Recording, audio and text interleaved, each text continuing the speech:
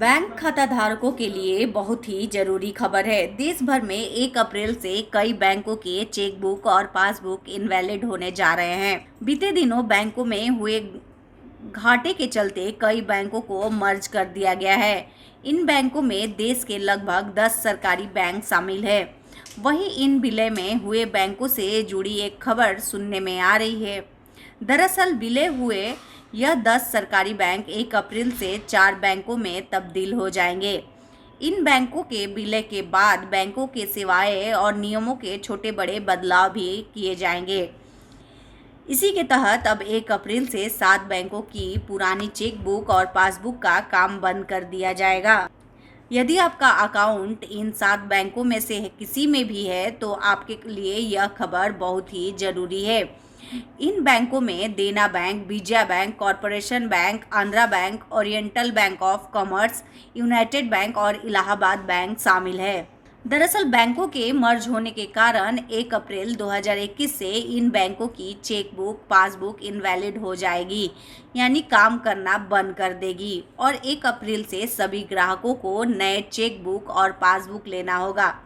बता दें कि इन बैंकों का अन्य बैंकों में विलय 1 अप्रैल 2019 और 1 अप्रैल 2020 से प्रभावी हुआ है।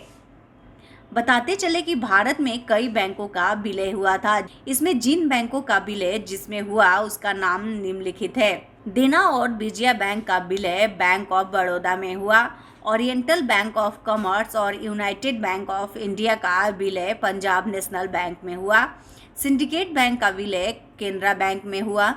आंध्रा बैंक और कॉरपोरेशन बैंक का यूनाइटेड बैंक ऑफ इंडिया में विलय हुआ। इलाहाबाद बैंक का इंडियन बैंक में विलय हुआ।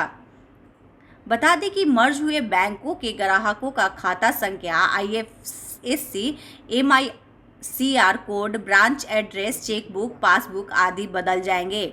इसके कारण OBC, United bank of India, Vijaya bank और देना बैंक की मौजूदा चेकबुक केवल 31 मार्च 2021 तक ही मान्य रहेगी। इसके अलावा सिंडिकेट बैंक को लेकर केनरा बैंक का कहना है कि सिंडिकेट बैंक की मौजूदा चेकबुक 30 जून 2021 तक ही मान्य रहेगी।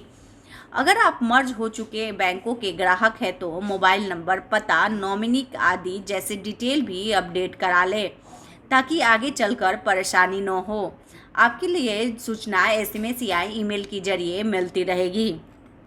सरकार को इन बैंकों की नीति, नियमों एवं कार्यप्रणालियों का विभाजन करने में समय लगेगा, जिसके लिए सरकार को कुछ समय की जरूरत होगी।